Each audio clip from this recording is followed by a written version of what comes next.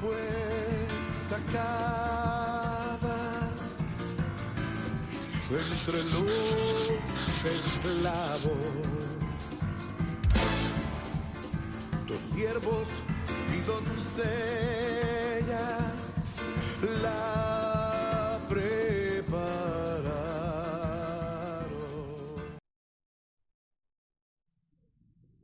Buenas noches, hermanos, bienvenidos al discipulado de este lunes 1 de noviembre. Espero que se han disfrutado su descanso para quienes lo tuvieron y especialmente que aprovechemos el tiempo.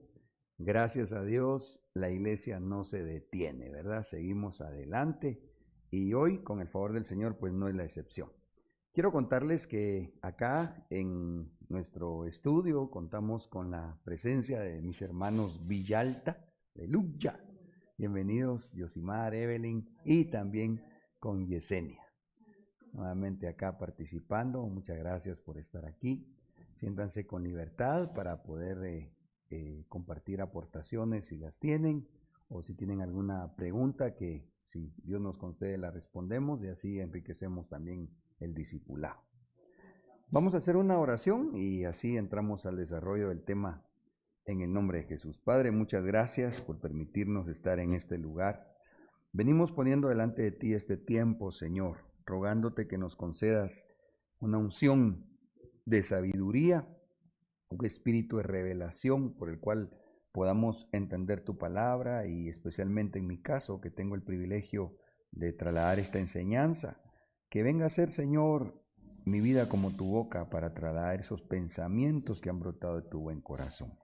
Bendice, Señor, por favor, te ruego desde ya a mis hermanos discípulos que están acá presencialmente, a los que se están enlazando a través de las redes sociales y también a mis hermanos que amorosamente, Señor, vienen a servirte para poder trasladar entonces a través de este medio este discipulado. En el nombre de Jesús, amén.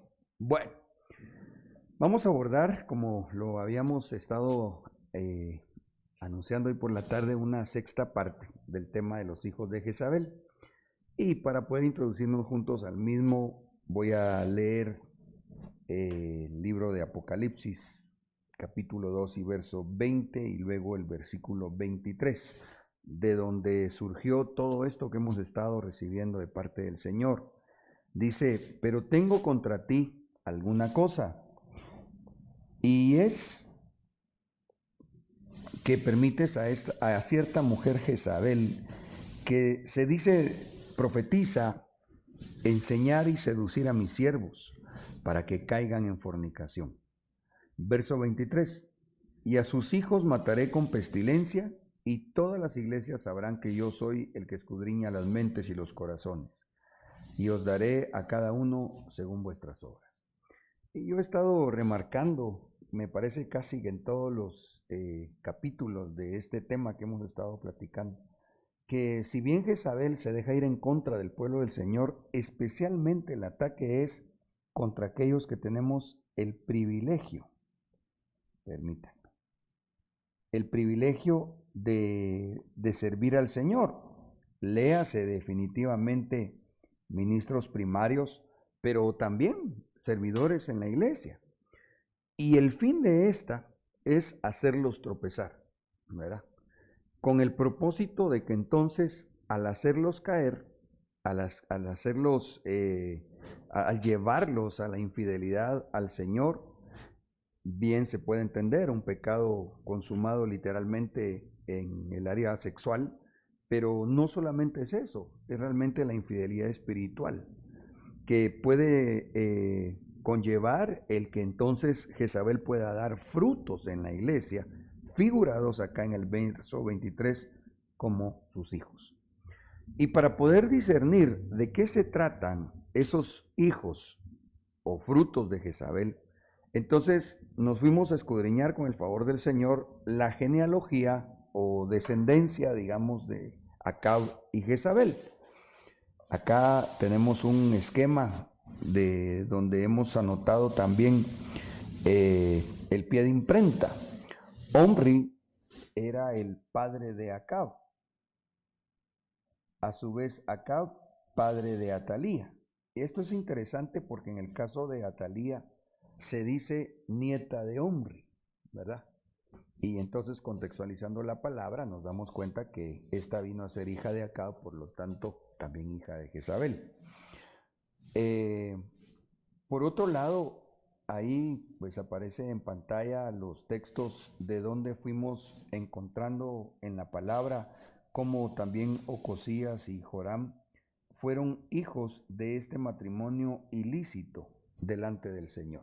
Una mezcla como a lo que el apóstol Pablo define en Corintios que no se debe de dar, que tiene que ver la luz con las tinieblas. Acab era un rey de Israel, en ese momento ya el Israel dividido en su reino. Él era rey del reino del norte. Y Jezabel incluso le volvía a dar otro vistacito.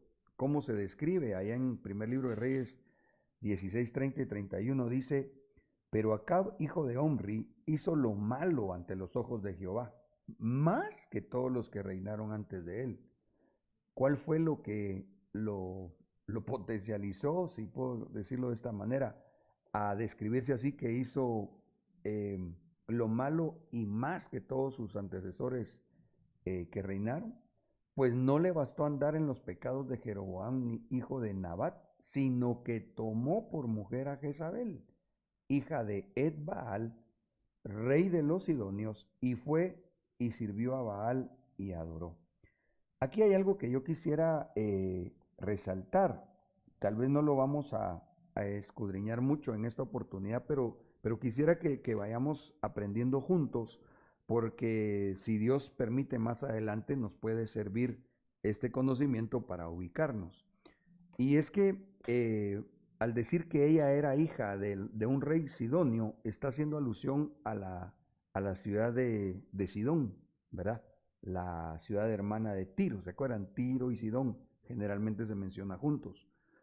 Esta actualmente está en lo que vendría a ser Padre Santo. Está difícil que lo podamos ver desde ahí, pero si aquí está Israel, arribita de Israel está lo que hoy es Líbano. Ahí es donde actualmente está lo que fue Sidón, ¿sí? Una ciudad definitivamente entregada a la idolatría.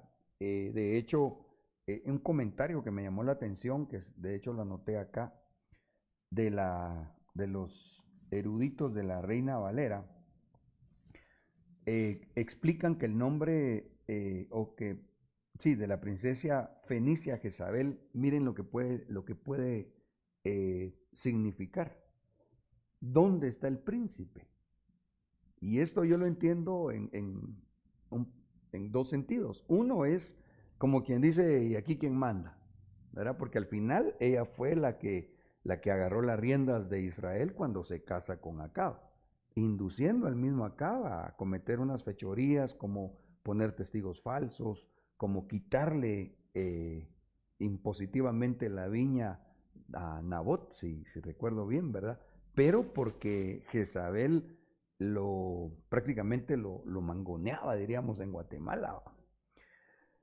Y por otro lado, porque ella, al contraer matrimonio con Acab, llegó a Samaria, que era la capital del reino de Israel del norte, con su religión y sus profetas.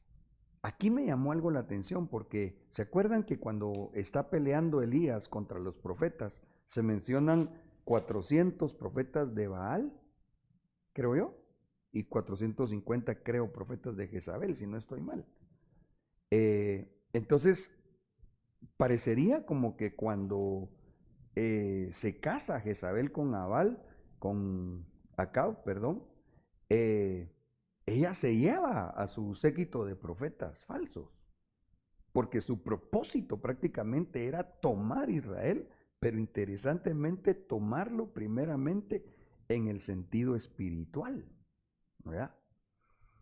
Y lo impresionante también es que gracias a Dios se encuentra con un opositor, un enemigo acérrimo que vendría a ser el profeta Elías, ¿verdad? No solo él, sino después de Elías prácticamente Eliseo y después Jehú. El asunto al que yo quisiera referirme es que entonces tenemos que ponerle mucha atención a esto, porque cuando vemos el modus operandi, diría el apóstol Mario, ¿verdad? De esta potestad Jezabel y de lo que representan sus frutos, que son Atalía, Ocosías y Joram, nos encontramos que hoy por hoy, lastimosamente, parte de la iglesia está dando frutos jezabélicos dentro de la iglesia. Y eso es lamentable, triste y además pues ofensivo a Dios. Ok, entonces vámonos a ver a Joram para ver de qué se trata ese fruto jezabélico que en el nombre de Jesús impidamos, no permitamos que Jezabel nos contamine ni personalmente y líbrenos Dios también congregacionalmente. Amén. ¿Vamos bien, mis amados? ¿Alguna pregunta o algún comentario de momento? ¿No? Bueno. Dice la escritura allá en el segundo libro de Reyes 8:28, partió con Joram, hijo de Acab, para hacer la guerra a Hazael. Aquí se describe cómo Joram era hijo de Acab, esposo de Jezabel, ¿va? Pero miremos de qué se trata esta narración de cómo Joram se fue a la guerra, hace una alianza con el rey de Judá, es decir, el rey del sur de Israel, y dice así, e hizo lo malo ante los ojos del Señor, aunque no como su padre y su madre, pues quitó el pilar sagrado de Baal que su padre había hecho. Verso 3. Sin embargo, se aferró a los pecados de Jeroboam, hijo de Nabat, con los que hizo pecar a Israel y no se apartó de ellos. A mí lo que me llamó la atención de Joram, y quizá me voy a adelantar un tanto a lo que al final, si Dios nos permite, deberíamos de ir concluyendo, es que como que Joram tuvo en algún momento una oportunidad de arrepentimiento, ¿ya? Él prácticamente fue el sucesor de Ocosías, porque su hermano se muere, él toma el reino de Israel, miró también cómo Atalía, paralelamente a este Joram, no sé si recordarán que platicamos en un discipulado, que hubo otro Joram en el reino de Judá. Pero aquel otro Joram se casó con la hermana de este prácticamente, ¿va? Que porque fue Atalía. Y aquel otro, inducido por Atalía, también hizo cosas incorrectas delante de Dios. Pero este Joram, hijo de Acab y de Jezabel, dice claramente que aunque quitó prácticamente un tanto de la idolatría, lo que no soltó él, sino que se aferró, dice acá, fue a los pecados de Jeroboam. Es decir, me parece este rey como un hombre que Dios le dio la oportunidad de arrepentimiento, pero que fue indeciso, ¿verdad? No definido. Yo creo que cuando miramos a Jehú, el que le da muerte a Jezabel y persigue a la casa de Acab, vemos a un hombre muy definido. Lastimosamente, Jehú al final de su ministerio también se contamina y comete algunos errores, ¿verdad? Pero yo lo que quiero subrayar entonces es que de Joram podemos ver una actitud de no definido. Y en el Señor no podemos nosotros ser a medias tintas. Ahora, se hace referencia en el verso 3 que éste se aferró a los pecados de Jeroboam. De este creo que hablamos en el anterior discipulado. Y de todas formas quise hacer un breve resumen porque esto es muy importante. Primero, 13 veces se dice en la palabra literalmente que Jeroboam, el que hizo pecar a Israel. O sea, este cuate sí fue tremendo porque el 13 es número de rebelión, ¿va? Y por otro lado, el problema más serio es que Jeroboam, también rey, prácticamente no solo él pecaba, sino inducía al pueblo a que pecara. Se rebeló contra su autoridad. Eso fue impresionante, ¿va? Que era el rey Salomón, quien le dio de su confianza. Cuando platicamos de este Jeroboam, prácticamente él aparece como un obrero en la edificación o restauración del muro de la ciudad de Jerusalén. y Salomón lo ve y lo mira muy diligente. Entonces viene Salomón, lo sube de rango y ya en esa posición el corazón de Jeroboam empieza a codiciar el puesto prácticamente de Salomón. Lastimosamente, Salomón se había desviado en ese momento, estaba haciendo cosas terribles delante de Dios e iba a ser castigado precisamente. Pero tenía que darse el cumplimiento de la profecía que Dios había dicho, o de la advertencia que Dios había dicho a Salomón: si él se desviaba, le iban a quitar el reino. Cosa que se cumple, aunque en la siguiente generación, porque dice literalmente la palabra: por amor a David, su padre, Dios no le quitó el reino a Salomón. Sin embargo, trataré de ser conciso en este resumen. A mí lo que me llamó mucho la atención es que este Jeroboam tuvo la oportunidad de, sin ser él de una descendencia real, tomar las riendas de Israel y encauzarlo por el camino correcto. Sin embargo, en lugar de hacer lo bueno, y Dios se lo dijo, si él se apegaba a los mandamientos de Israel y hacía lo bueno, su descendencia iba a seguir siendo los que se sentaran en el trono de David. Lastimosamente, cuando miramos esto, él en su corazón ya había codiciado el reino, y además, como lo platicamos en aquel momento, como que la profecía se tenía que cumplir en alguien, en quien iba a recaer el reino como consecuencia del castigo de Salomón. Pero es más o menos como que cuando Judas alguien tenía que traicionar al Señor.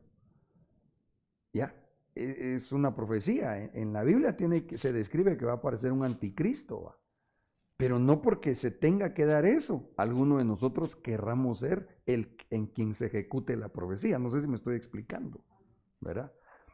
Jeroboam, lastimosamente, pues en él se cumplió la profecía, pero para mal de él, aunque Dios le dio oportunidad. Bueno, yo estoy haciendo este resumen porque dice que este Joram, aunque trató de quitar la idolatría, lo que no soltó fue seguir haciendo los pecados de Jeroboam. Esto es parte de los pecados de Jeroboam. Es impresionante cómo describe el primer libro de Reyes 11:37 y segundo libro de Crónicas 12:1, que el propósito de Jeroboam prácticamente era complacerse a sí mismo y no hacer realmente la obra de Dios, ¿verdad? O sea, se destapó realmente qué había en su corazón. Él no estaba interesado en la prosperidad de Israel, sino en aprovecharse de la posición para que él entonces complaciera sus malos deseos. Y lo más terrible quizás, bueno, todo esto es terrible, pero termina tan mal que incluso instituye sacerdotes que no eran levitas. Y por otro lado, él establece fiestas que no eran de Dios. Entonces, cuando nosotros miramos esto y sabemos que debemos de tener cuidado para que no se dé el fruto Joram en la iglesia, es triste, porque hoy nosotros miramos que hay mucha iglesia cristiana celebrando tal vez hasta hoy mismo el Día de los Muertos, participando de una celebración pagana, babilonizada, y mencionaríamos el resto de fiestas, Ayer Halloween, en diciembre la Navidad, aún la misma llamada Semana Santa, en las iglesias evangélicas. Sí, sí, fíjate que sí, porque ya que lo mencionaste, hay mucha iglesia evangélica que todavía de alguna manera como que celebra la muerte del Señor, asumiendo que fue viernes, y todavía siguen celebrando el domingo como el día de resurrección, que para empezar no fuimos mandados a celebrar de esa forma el sacrificio del Señor, Y para continuar, también no es cierto, porque Él no murió viernes, sino que prácticamente murió miércoles y resucitó día sábado. Entonces, ese tema bueno, como todos, valdría la pena echarle un vistazo porque hay mucha gente evangélica que lo sigue haciendo. Y todavía lo ven así como que no está mal, ¿va?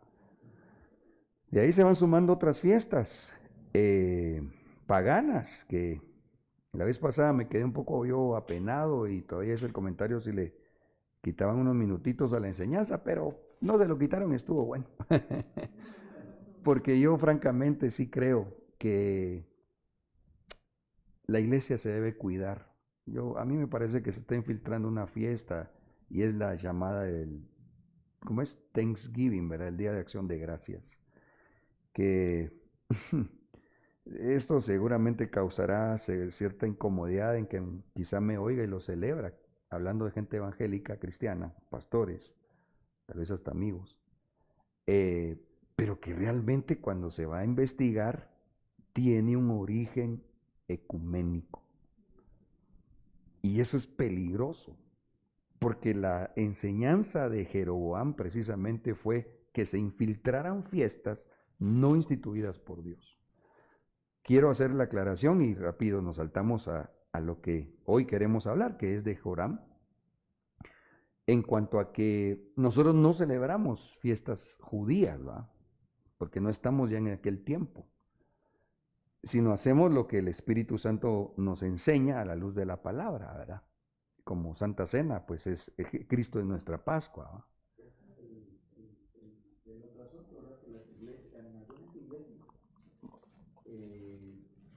Celebran fiestas que ellos creen que son edificantes para el cuerpo de Cristo, pero la Santa Cena a mí me sorprende porque no la ministran o se abstienen de ministrarla por temor a algo o por ignorancia, porque en algunos casos pues he escuchado que algunos han dicho, mire, no me dejaron recibir Santa Cena. ¿Y a qué se debe? Es que dijeron desde el púlpito que si yo recibía y yo soy pecador, me iba a ir mal. Entonces yo le decía a esa persona, no, ese es un tribunal que nosotros tenemos para podernos limpiar con integridad. Entonces tú tienes que primero reconocer tus errores, saber que fallaste y pedir perdón en ese momento y recibir de esa muerte para poder resucitar de nuevo, le decía yo. Pero vamos a que quieren celebrar otras fiestas y esa que es importante para nosotros como cuerpo de Cristo, que es la Santa Cena, no la quieren ministrar. Sí, sí, hombre, fíjate que sí, eso es lamentable. En la iglesia evangélica se han adoptado doctrinas que no son fundamentadas en la palabra. Esa es una mala enseñanza. La otra es que, por ejemplo, la gente tiene que estar X cantidad de tiempo para poder bautizarse. Y eso no es lo que enseña la Biblia. Sin embargo, en este tema, especialmente lo que yo quería hacer notar es que Joram, que es un fruto de Jezabel, es aferrarse a celebrar cosas que Dios abomina, ¿verdad? Avancemos entonces y veamos acá en el caso de Joram, el segundo libro de Reyes 3:5. Pero sucedió que cuando Acab murió, el rey de Moab se rebeló contra el rey de Israel. Está haciendo alusión a Joram, ¿sí? ¿Sí estamos ahí, hermanos? Amén. Y aquel mismo día el rey Joram salió de Samaria y alistó a todo Israel.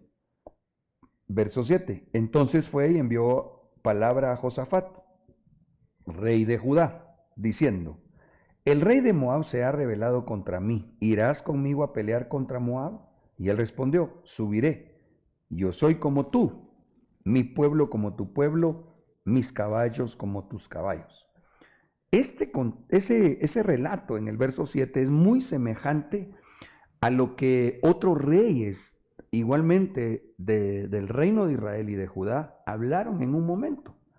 No tengo presente, creo, los nombres, creo que uno era Josafat, me parece, pero es la misma respuesta. Cuando uno le habla al otro, le dice igualito: subiré, yo soy como tú, y mi pueblo como tu pueblo, le dice.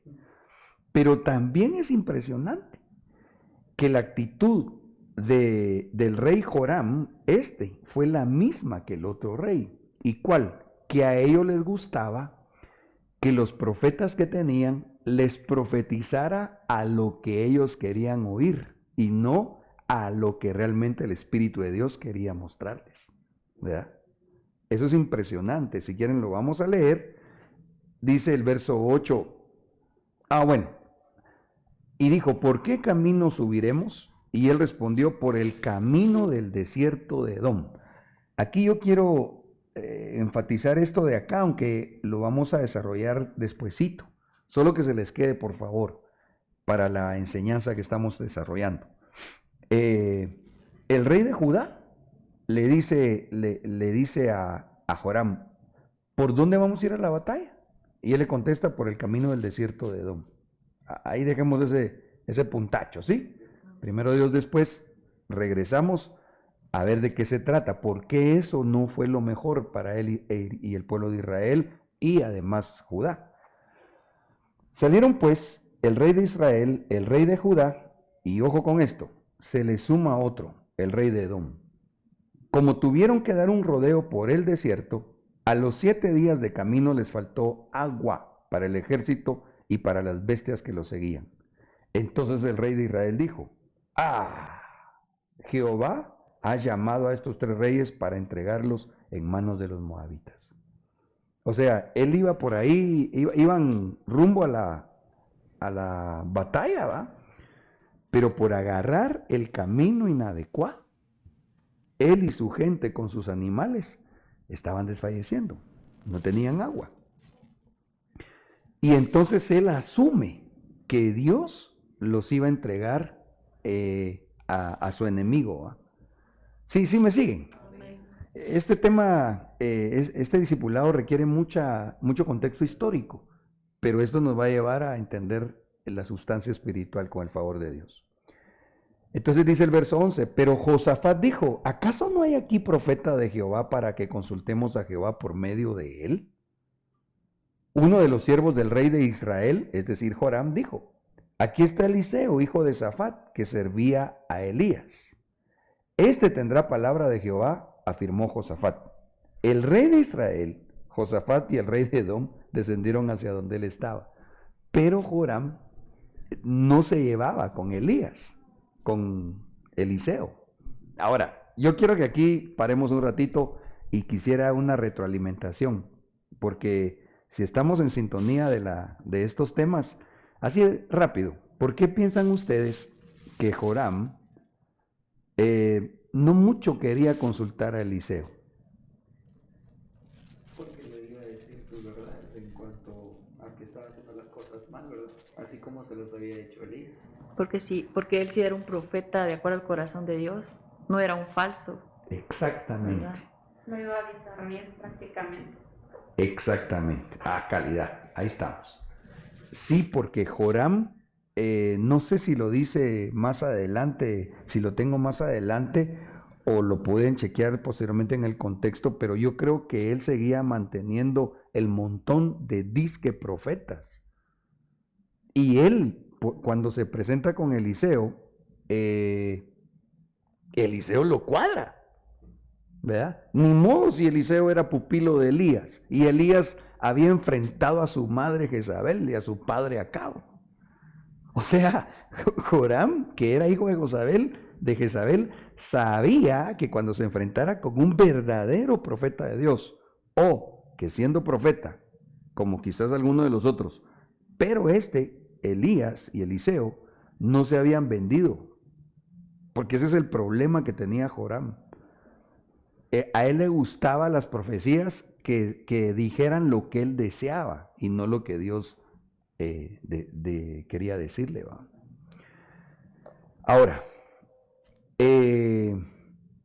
interesante porque Joram, como él es fruto de Acab y Jezabel, ¿va? Es bien interesante que su padre Acab no buscaba el consejo de los profetas de Jehová, sino que además, si algo oían, pero no era conforme a lo que deseaban, entonces los perseguía. O sea, el mal ejemplo de su padre Acab y de su madre Jezabel lo seguía haciendo Joram. En este caso se la vieron a palitos, ¿va? Entonces viene el rey de Judá y le dice, no, vos le dice, pero No hay profeta que nos pueda, en Israel, que nos pueda dar un mensaje de parte de Dios. Y entonces, si quieren, se los voy a volver a leer, porque dice, vamos a ver. Entonces, fíjense quién contestó a Josafat, el rey de Judá. Noten, por favor. Uno de los siervos del rey. No fue el rey, fue uno de sus sirvientes. El que dijo, sí, pues, sí, ¿saben quién ustedes? Eliseo. Y Joram tenía un montón de profetas. Ahí sí que como sus sirvientes, entre paréntesis, peligroso. Porque así como le dijo Mefiboset a David, mi siervo me engañó, cuando David le pregunta, ¿por qué no te fuiste conmigo? Esto es lo que en el nombre de Jesús debemos evitarnos. Primeramente los ministros, no volvernos sirvientes de la gente, sino de Dios. Aunque al pueblo a veces le duela oír la verdad de Dios, así como dijeron aquellos ministros, ¿verdad? ¿Qué vamos a buscar? ¿Agradar a los hombres antes que a Dios? Entonces aquí yo veo que uno de los frutos jezabélicos, llamado o tipificado como Joram, es cuando el ministro, el pastor que está al frente de una congregación, deja de dar el mensaje que Dios le dio, aunque le cause al pueblo incomodidad, aunque como dice la escritura, que les parezca en la boca la palabra dulce, pero cuando llega a las entrañas les hace sentir una amargura. Pero es preferible, en el nombre del Señor Jesús, dar un mensaje que vino de parte de Dios, tal cual Él lo mandó, y no estárselo como acomodando a la gente. Ese es uno de los frutos jezabélicos. ¿Sí me voy a entender? Ok. Pueden chequear en casa, porque sí, no nos daría tiempo, pero es bien interesante cómo Acab, padre de Joram, en el primer libro de Reyes, capítulo 22, versículos del 5 al 26, prácticamente son 21 versículos, Acab hacía así. O sea, a Acab no le gustaba oír a Elías, porque sabía que Elías lo iba a cuadrar. Lo mismo hacía Joram. Sigamos leyendo. Verso 13, y no sé cómo estamos ahí con los discípulos en línea. ¿Hay alguna pregunta?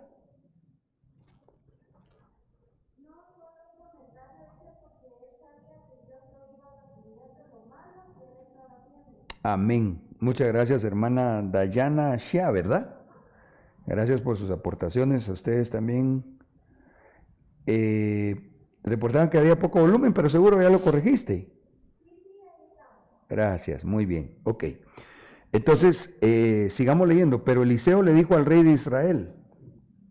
Miren cómo le dice, al rey de Israel.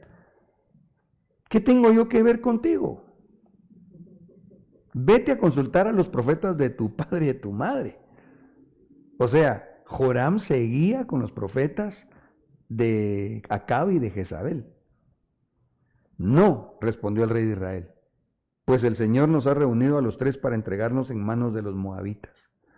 Eliseo replicó, te juro que si no fuera por el respeto que le tengo a Josafat, rey de Judá, ni siquiera te miraría a la cara. Es que tremendo, o sea, ese no se anduvo por la rama, sabiendo que tanto Jezabel como Acab eran perseguidores literalmente a muerte de los siervos genuinos de Dios.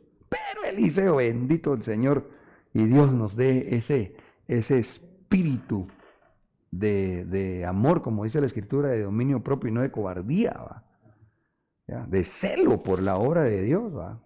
De saber decir las cosas, pero decirlas cual tal son, porque Él se lo dice claro, ni siquiera te miraría la cara. Tan cierto como que vive el Señor Todopoderoso a quien sirvo, le dijo. Pero de todas formas, le dice, tráigame ahora un tañedor, vea, tráigame, está bien, está bueno, pues por amor y respeto a Josafat, ahí le voy a orar al Señor, estoy parafraseando y vamos a ver si el Señor tiene para ustedes una profecía. Y sucedió que mientras el tañedor tocaba, la mano del Señor vino sobre Eliseo. Interesante que dice la mano, figurando los 5 ministerios. Y él dijo, así dice el Señor, haced en este valle muchas zanjas, pues así dice el Señor, no veréis viento ni veréis lluvias, sin embargo ese valle se llenará de agua y beberéis vosotros y vuestros ganados y vuestras bestias. Aún esto es poco ante los ojos del Señor, también entregará en vuestras manos a los moabitas. Aquí es impresionante porque creo que no vamos a poder ver todo el desenlace de la historia, pero fíjense ustedes que el Señor les había dicho que les iba a entregar en sus manos a los moabitas, pero cuando vemos el final de la historia, les da miedo a los reyes, tanto a Joram como a... ¿Quién era aquí el de Judá, dijimos? A ver. Este se llamaba... Edom, el rey de Edom. el rey de Edom, Josafat. Josafat y el rey Moab. Mira, pues en escena están peleando juntos, o sea, se aliaron. El rey de Israel, que era Joram, el rey de Judá, que era Josafat, y el rey de Edom. Ellos se aliaron para pelear en contra del rey de Moab. Ok. Pero es interesante, creo que no les puse esa parte de la historia porque me daba miedito que no me diera tiempo, pero se las cuento, que ellos van ganando la batalla. Y vienen los moabitas y le dicen al rey, ya cuando el rey no tenía más para dónde, de todos sus miles de hombres de su ejército, creo que agarra 700.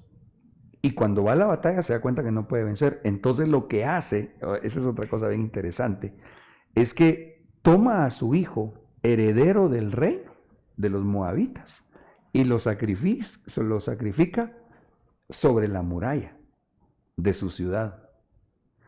Cuando su pueblo mira eso, se enardece, es decir, los moabitas, y como quien dice, agarran un nuevo aire para ver si peleaban contra Israel.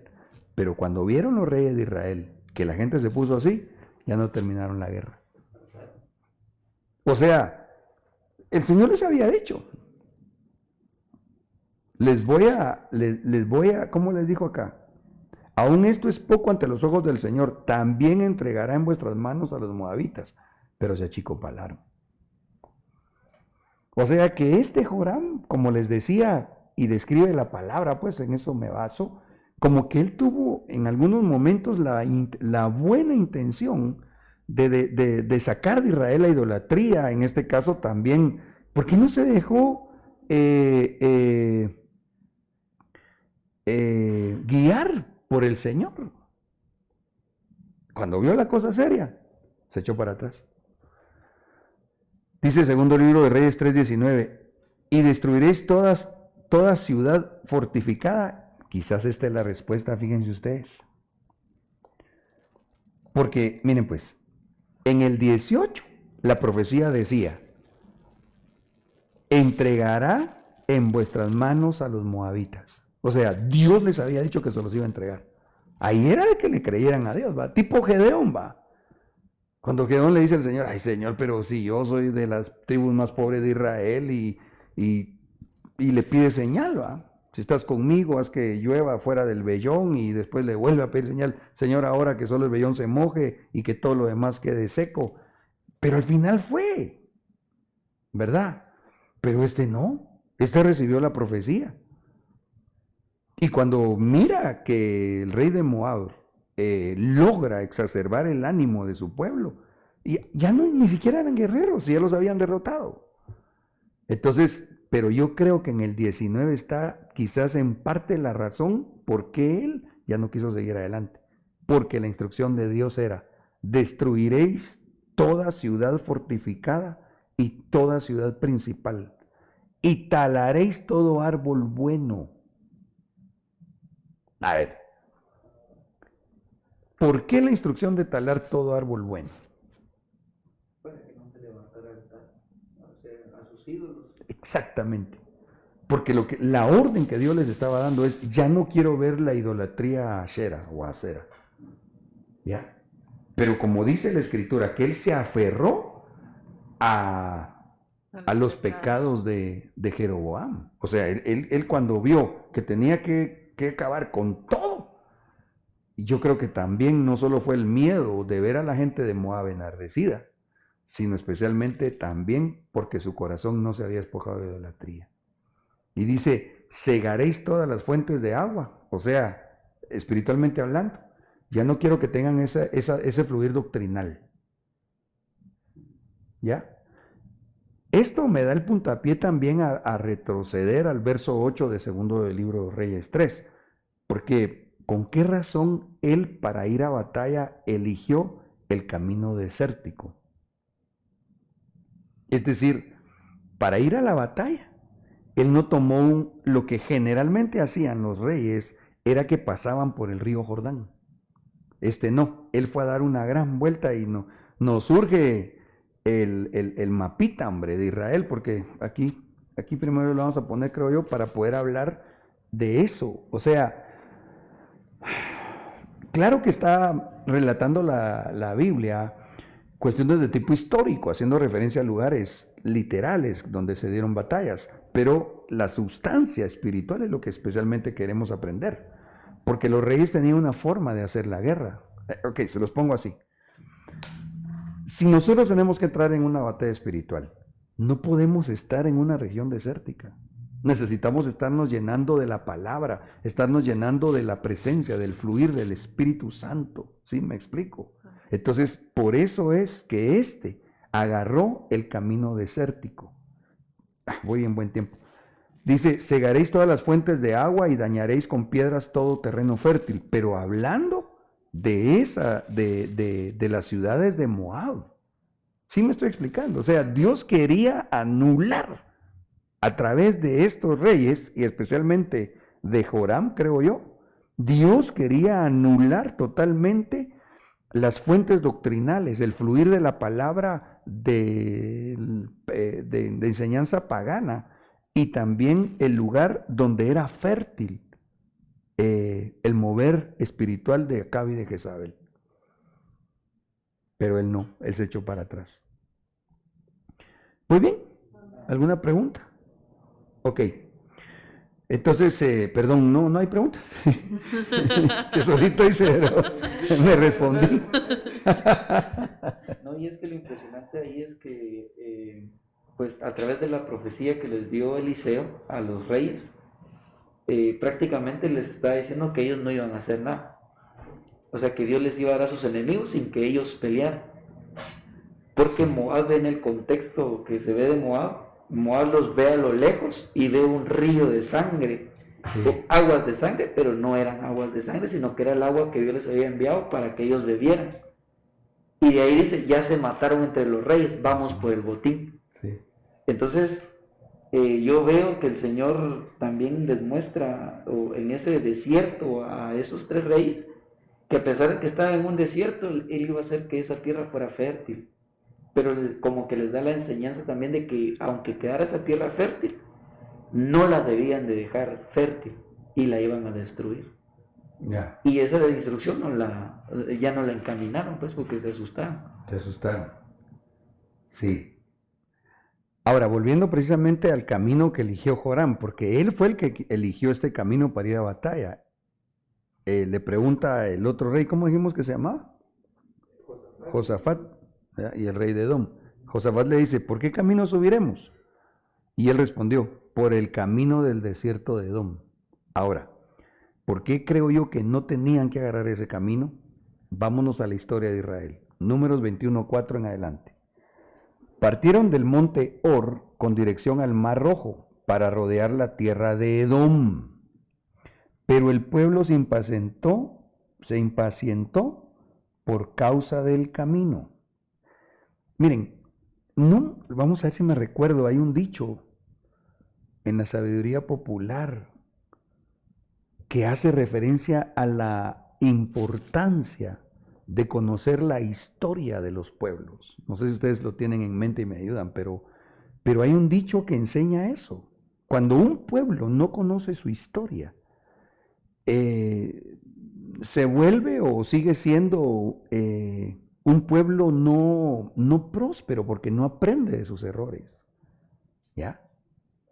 Incluso en la iglesia cristiana. Yo veo a mi apóstol que siempre honra a su padre espiritual, ¿va? Al apóstol Otoniel Ríos Paredes, y con mucha sabiduría y con mucha prudencia. Cuando yo lo oigo que lo menciona en algunos momentos, hace alusión también a los errores que se cometieron. Con todo respeto digo esto, ¿verdad? A la memoria de ese gran siervo de Dios. Pero al final, como humanos, somos todavía vulnerables, pues. Hoy por hoy, lastimosamente, creo yo que aquella hermosa misión dejó de ser lo que fue. Entonces hay que aprender. No meternos a juzgar para condenar, pero sí aprender. Entonces aquí, Joram, ¿por qué no se fue a ver la historia? La historia relataba que el pueblo se impacientó por causa de ese camino desértico. Oigan lo que pasó. Y habló el pueblo contra Dios y contra Moisés, diciendo, ¿por qué nos has hecho subir de Egipto para morir en el desierto? Porque no hay pan, ni agua, y nuestra alma está, oigan como dicen, hastiada de esta comida miserable. Y era el maná. Parafraseando, menospreciaron el pan del cielo, la palabra revelada que todos los días Dios les enviaba. Pero eso ¿dónde pasó? Por el camino del desierto de Edom. Entonces, espiritualmente hablando, ese camino no le convenía que lo tomaran el rey de Israel, el rey de Judá y el rey aún el de Edom. No les convenía caminar por ahí. ¿Por qué? Porque ahí ni había agua ni había pan. ¿Sí me estoy explicando? Miren, esto es, ¿saben cómo es esto? ¿Sí? Bueno, con lo último que dijo, por verdad que estaban hastiados de la comida miserable. Lo veo de este punto, ¿verdad? No sé si está bien. Cuando quizás muchos recibimos doctrina, pero solo recibimos, pero no damos. Entonces dicen, yo ya me sé eso, pero no da cuando tiene que dar esa doctrina. Bueno, yo lo veo en ese punto porque para mí es una comida cuando usted nos enseña o en los módulos de doctrina nos enseñan y quizás muchos dicen que ya no se aburren de tanta doctrina y solo para recibir, pero tampoco no dan. Quizás en ese punto, tal vez el pueblo de cierta manera pues dijo eso porque quizás no oraban, no hacían mayormente nada para agradecer pues de cierta manera lo que el Señor les mandaba a diario, ¿verdad? Sí, mira, más que no dieran, es que menospreciaron. Y lo que tú tocaste tiene en cierta forma el sentido que me parece nos deja ver la palabra. Porque, y de eso nos tenemos que cuidar. Por misericordia y gracia, estamos bajo una cobertura espiritual que es, gracias a Dios, en la misión hay pan abundante. Hay maná todos los días. Híjole, yo por lo menos le soy franco. A mí no me da tiempo de estar al día de oír a mi pastor todos los días, porque predica y sigue predicando. Una abundancia de pan tremenda, ¿va?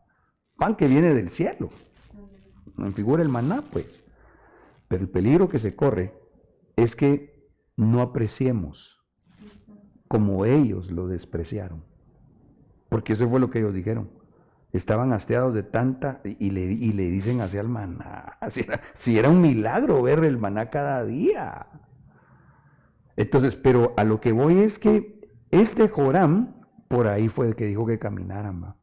Y lo tremendo, verso 6 de Números 21, dice que entonces Jehová envió entre el pueblo serpientes ardientes, los cuales mordían al pueblo, y murió mucha gente de Israel. Y el pueblo fue a Moisés diciendo, hemos pecado al haber hablado contra Jehová y contra ti. Ruega a Jehová que quite de nosotros las serpientes, y Moisés oró por el pueblo. Entonces quiere decir que Joram agarró la ruta donde el peligro precisamente era que la gente cayera en la murmuración. Yo creo que ese es otro fruto de Jezabel, ¿va? Porque precisamente contra quién murmuraron, contra Moisés y por ende contra Dios.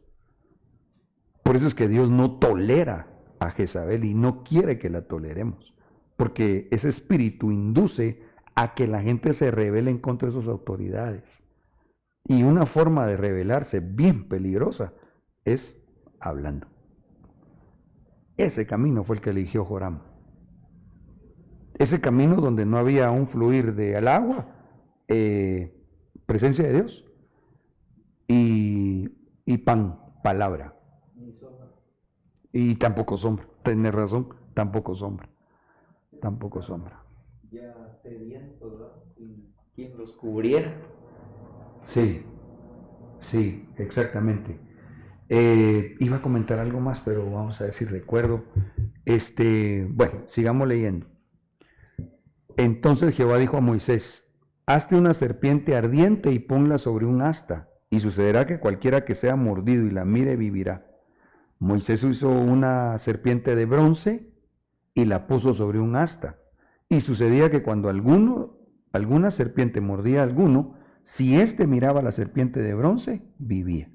Esto está figurando a el sacrificio de nuestro Señor Jesucristo. Pero me llama la atención, y aquí vamos a ir aterrizando ya, es que la serpiente que tenían que ver para hallar el perdón era de bronce.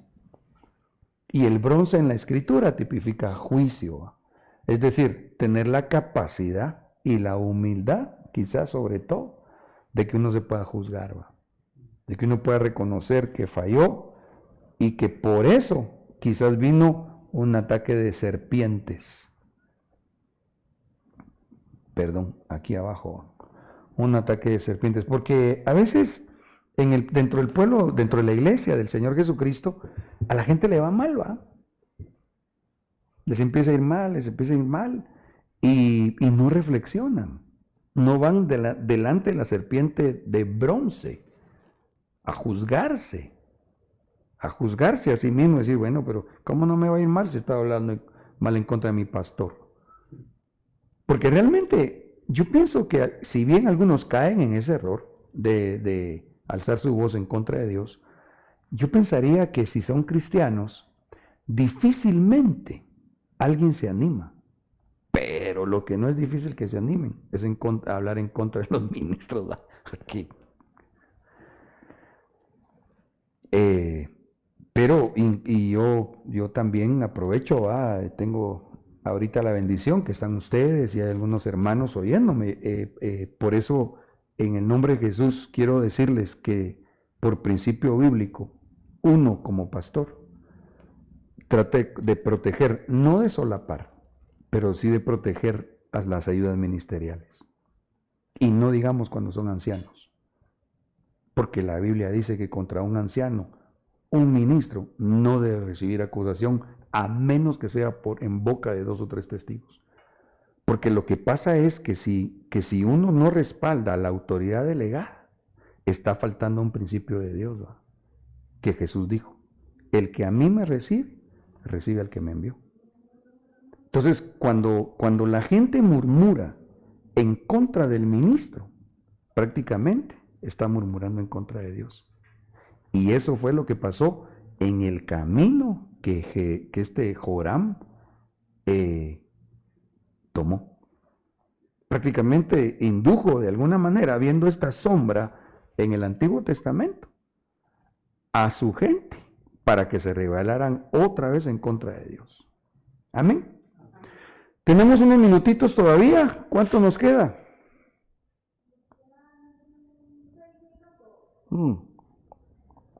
Excelente. No sé si quisieran dar alguna aportación, mis hermanos presentes, o los que no son ausentes, sino virtuales, ¿va?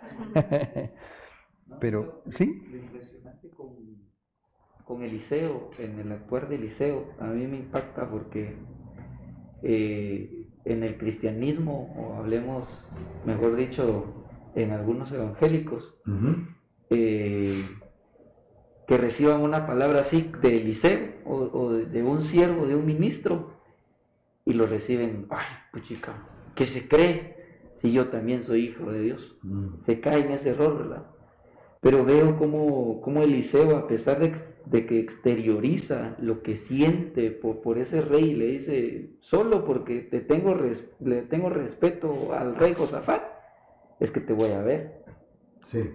Entonces, a veces uno yo pues diría que uno tiene que recibir la palabra del Señor a como venga. Si Dios nos quiere consolar, yo lo pude sentir ayer, pues en esa media vigilia, el Señor nos consoló, pero también nos exhortó de una forma a través de las enseñanzas, de que debemos de ser,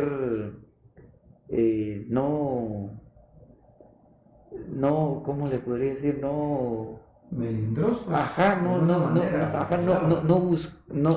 acomodarnos al solo recibir el alimento, sino que también a nosotros tratar de procurar que ese alimento se expanda. Porque, pues usted lo hacía mención, cuando nos vino ese acto profético de ese pastor que nos visitó en ese momento, se abrieron las fronteras que estaban alrededor tal vez de la iglesia cerradas. Pero yo digo, si hubiera habido un entendimiento de parte de nosotros, pues, de poder comer y poder buscar o notar que hay algo distinto en la congregación, que está pasando algo, de poder uno actuar, ¿verdad? Sino que a veces pues se acomoda uno. Entonces yo sí veo el actuar de Eliseo como un hombre íntegro, ¿verdad? O sea, Sí. exteriorizó lo que sentía. Sí, fíjate que más que lo que sentía, lo que Dios le estaba mostrando. Sí, ¿verdad? Porque fíjate que aquí, en este contexto que puse en pantalla, que no lo vamos a leer por causa del tiempo, este que está aquí, del primer libro de Reyes 22, 5 al 6, ahí aparecen otra vez en escena un rey de Israel y un rey de Judá. Y casi las mismas palabras se dan. El profeta que aparece ahí es uno que se llama Micaías. Y es al que el rey en ese contexto dice, a Micaías no lo traigan, va. Porque ese siempre me dice, en otras palabras, lo que yo no quiero oír. Es el contexto cuando se levanta otro disque profeta, o tal vez profeta, pero vendido, y que agarra unos cuernos. Y dice, así como llevo estos cuernos, así le va a pasar a los enemigos de Israel. Y entonces viene Micaías, viene el rey de Judá, y dice, aquí no hay otro profeta de Israel, en Israel. Así, cabal, como pasó aquí, pasó allá. Entonces alguien contesta, está Micaías, hijo de fulano. Entonces contesta el rey de Israel, ya, pero ese nombre, pero ¿por qué le dice el otro? Porque ese siempre me dice cosas que a mí no me gustan. Pero si él es mensaje de Dios. Entonces cuando llevan a Micaías, como que le quieren advertir y le dicen, mira vos, aquí el rey tiene un montón de profetas. Así que tened cuidado con lo que vas a decir, porque todos le profetizan bien. Y Micaías contesta, yo no diré sino lo que Jehová me muestre. Y eso no podrá ser un punto fácil. Pues ayer usted mencionaba algo sobre los falsos profetas y todo lo que se viene en estos últimos tiempos, ¿verdad? A veces yo me doy cuenta también que hermanos se asocian a aquellos que les dicen, no, tranquilo, todo está bien, hay más calidad, ¿va? Pero veo esto porque a Jeremías le pasó igual. También otro profeta del Señor, que hasta la toa, el profeta lloró, pero él le dijo al rey, y se puso él ¿cómo se llama? Lo que usan los bueyes. Un yugo de hierro. Y le dijo, con yugo de hierro el Señor ahorita los va a tratar. Y lo mandaron a golpear y a callar porque decían que esa no era profecía del Señor. Y sí le vino ese juicio al pueblo de Israel en ese momento. Entonces yo veo que ese es un puntalacho que uno debería decir, pues chicas, si mi pastor me está diciendo así, tal vez es una regañada parte del Señor, pues decir, bueno, sí es un genuino pastor, ¿va? Porque no me está solapando lo que tal vez estoy haciendo en el actuar, que estoy erróneo, pues. Sí, fíjate que ese tema es importante y a veces un tanto escabroso, porque la exhortación a veces no mucho nos gusta, ¿va? A mí lo que me ha pasado es que a veces cuando me ha tocado, ya sea exhortar o disciplinar, se queda como en cierto suspenso ante algunas personas, que tal vez fui como demasiado drástico o sin misericordia, ¿va? Entonces fíjate que lo que yo he visto es que pues le pido al Señor que me ayude, porque tampoco se trata de irnos al otro extremo, ¿va? De la gente que salió de los ídolos de palo de la Iglesia Católica y ahora resulta que su pastor es un pastor que solo palo les daba. Entonces allá tenían su ídolo de palo que los tenía esclavizados. Y después llegan a una iglesia donde resulta que el pastor casi es un ídolo de palo porque a puro palo los agarraba. ¿Verdad? Entonces no se trata de eso, pero sí en el equilibrio del Señor. Y a veces, por lo menos en mi caso, les sé decir que a veces yo digo, bueno, Padre, en el nombre de Jesús el propósito es que tú nos concedas presentarte en una iglesia sin mancha y sin arruga. Y si la medida, la decisión, la exhortación que se hizo no fue apegado a tu corazón, en el tiempo se mostrará. Y así es. Y por misericordia y gracia, pues hasta ahorita Dios ha tenido piedad, porque el que no lo ha tomado a bien, cuando en su momento se le jalaron las orejitas y se revela o algo, solo es cuestión de tiempo, para que se evidencie, ¿verdad? Si era o no de parte de Dios aquel mensaje o lo que fue necesario hacer, ¿va? Entonces, volviendo al punto, mis amados, yo creo que es importante en el nombre de Jesús que tengamos claro el fruto llamado Joram, es decir, el hijo de Jezabel, que este personaje representa, es el no querer aceptar cuando viene un mensaje de parte de Dios a nuestras vidas, que tal vez nos saque de nuestra zona de confort o nos lleve a una confrontación personal entre el Señor y nosotros, que muchas veces, como bien dice la palabra, lo vamos a ver en el espejo escritural, ¿verdad?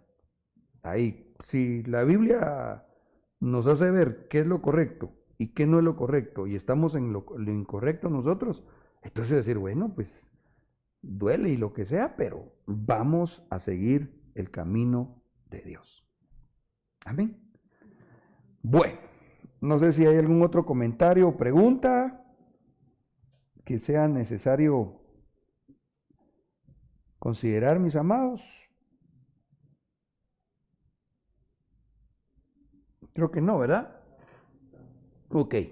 Entonces, quiero contarles que hemos llegado prácticamente a la conclusión de esta serie de temas del nombre que el Señor nos dio acerca de los hijos de Jezabel, se llamaba.